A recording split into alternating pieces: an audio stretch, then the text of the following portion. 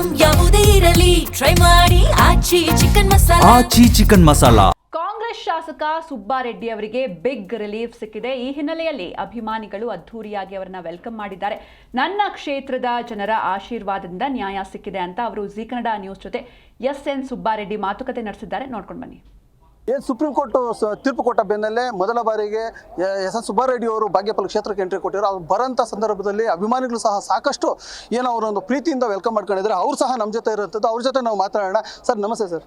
Sir, ಈ supreme court ಬೆನ್ನಲ್ಲೇ ತಾವು ಮೊದಲ ಬಾರಿಗೆ ಈ ಕ್ಷೇತ್ರಕ್ಕೆ ಬಂದಾಗ ನಿಮ್ಮ ಒಂದು ಪ್ರೀತಿ ವಿಶ್ವಾಸನ ಏನು ಅಭಿಮಾನಿಗಳು ಈ ಒಂದು ವೆಲ್ಕಮ್ ಮಾಡ್ಕೊಂಡಿದ್ರು, ಯಾವ ರೀತಿ ಅನಿಸುತ್ತೆ ಸರ್? ಇವಾಗಲೂ ಖುಷಿ ಆಗ್ತಾ ಇದೆ. ಯಾಕಂದರೆ ಪಾಪ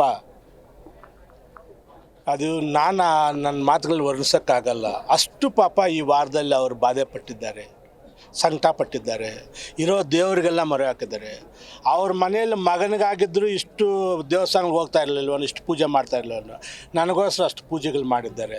ಇವತ್ತು ನಮ್ಮ ಎಮ್ ಮತ್ತೆ ಬರಬೇಕು ಅಂತ ಅವ್ರ ಪೂಜಾ ಫಲದಿಂದ ಅವ್ರ ಆಶೀರ್ವಾದದಿಂದ ಮತ್ತೊಮ್ಮೆ ಸುಪ್ರೀಂ ಕೋರ್ಟಿಂದ ನನಗೆ ಆ ತೀರ್ಪು ಬಂದಿದೆ ಅಂತ ನಾನಂತೂ ಭಾವಿಸಿದ್ದೀನಿ. ಯಾಕಂದರೆ ಅದು ಸುಪ್ರೀಂ ಕೋರ್ಟ್ ಇದು ಹೈಕೋರ್ಟಿಂದ ನಡೆಯಾಗಿತ್ತು. ಸುಪ್ರೀಂ ಕೋರ್ಟ್ ಎತ್ತಿ ಹಿಡಿದು ನಿಮ್ಮೊಂದು ತೀರ್ಪನ್ನು ಇವತ್ತು ಶಾಸಕ ಸ್ಥಾನದಲ್ಲಿ ಕೂರಿಸಿದೆ ಅಂತ ಇದರಲ್ಲಿ ಈಗಿರೋಂಥ ಸಿಚುವೇಷನಲ್ಲಿ ಮುಂದೆ ಎದುರಾಳಿಗೆ ಯಾವ ರೀತಿ ಸಂದೇಶ ಕೊಡ್ತೀವಿ? ಸರ್, ಮೊದಲು ನಾನು ಕೇಳೋದು, ಯಾರೇ ಆಗಲಿ ವಿರೋಧಿಗಳು ಜನಾಭಿಪ್ರಾಯ ಪಡಿಬೇಕು. ನೀವು ಕೋರ್ಟ್ಗಳಿಂದ ನೀವು ಬೇರೆ ಕಡೆಯಿಂದ ಎಮ್ ಆಗ್ಬೋದು, ಜನರ ಪ್ರೀತಿ ಬೇಕಲ್ಲ. ಮಗ ಇದ್ದರೆ ಸಾಲು ಸರ್. ಮಗನಿಗೆ ನಮ್ಮ ಮೇಲೆ ಪ್ರೀತಿ ಇದ್ದರೆ ಆ ಮಗ ಬೇಕು, ಇಲ್ಲಾಂದ್ರೆ ಆ ಮಗನ ಏನಕ್ಕೆ ಬೇಕು ಅದಷ್ಟೇ ಅಲ್ಲ. ಇದು ಅಷ್ಟೇ. ಜನರ ಪ್ರೀತಿ ವಿಶ್ವಾಸ ಇದ್ದರೆ ನಾವು ಎಮ್ ಆಗಿರಬೇಕು. ಜನರ ಪ್ರೀತಿ ವಿಶ್ವಾಸ ಕಲ್ಕೊಂಡು ದಿವಸನೇ ನಾವು ಮನೆಗಳಿಗೆ ಹೋಗಬೇಕು. ನಾವು ಬಂಡತನದಿಂದ ಎಮ್ ಆಗೋದು ನನಗೆ ಬಂದಿಲ್ಲ. ನಾನು ಆ ಜೀವನನೂ ನಂದು ಅಂಥದ್ದಲ್ಲ ಸರ್. ಯಾಕಂತಂದ್ರೆ ಮೊದಲ ಬಾರಿ ಅಲ್ಲ 3 ಸರಿ ತಾವು ಶಾಸಕರಾಗಿದ್ದಂಥವ್ರು ಈ ಒಂದು ಮಟ್ಟಕ್ಕೆ ಯಾಕೆ ಬರುತ್ತೆ ಸರ್ ಇದು? ಯಾಕಂದ್ರೆ ಶಾಸಕ ಸರ್ 3 ಸರಿ ನೀವು ಶಾಸಕರಾಗಿದ್ರಿ. ಈ ಮಟ್ಟಕ್ಕೆ ಒಂದು ಬರುತ್ತೆ ಅಂತ ನಿಮ್ಗೆ ಇಷ್ಟು ದಿನ ವಿರೋಧಿಗಳು ನಮ್ಮ ಶ್ರೀರಾಮ್ ರೆಡ್ಡಿ ಅಂತಿದ್ರು. ಅವರಿಂಥ ಗಲೀಜ್ ರಾಜಕೀಯನ ಮಾಡ್ತಾ ಇಲ್ಲ. ಅವರು ನೇರವಾಗಿ ಬರೋರು, ನಾವು ನೇರವಾಗಿದ್ದೀವಿ. ಸೋತ ಮೇಲೆ ಇಂಥ ಹುಡುಕೋದು ಅವರು ಮಾಡಲಿಲ್ಲ, ನಾನೂ ಮಾಡಲಿಲ್ಲ. ಈಗ ನಾನು ಒಂದು ಕ್ವಶನ್ ಕೇಳ್ತೀನಿ ಸರ್. ಈ ಥರ ಚಿಕ್ಕದು ಹುಡುಕೊಂಡು ಹೋದರೆ 224 ಜನ MLAs ಇದ್ದಾರೆ ಈ ಕರ್ನಾಟಕದಲ್ಲಿ. ಈ 24 ಜನ ಕೂಡ ಉಳಿಯಲ್ಲ ಸರ್. ಈ ಒಂದು ಘಟನೆ ನಂತರ ನಿಮ್ಮ ಅಭಿಮಾನಿಗಳು ಸಹ ಸಾಕಷ್ಟು ಜನ ನಿಮ್ಮ ಬಳಿ ಬಂದು ಈ ಒಂದು ಸ್ವಾಗತವನ್ನು ಕೋರ್ತಿದ್ದಾರೆ.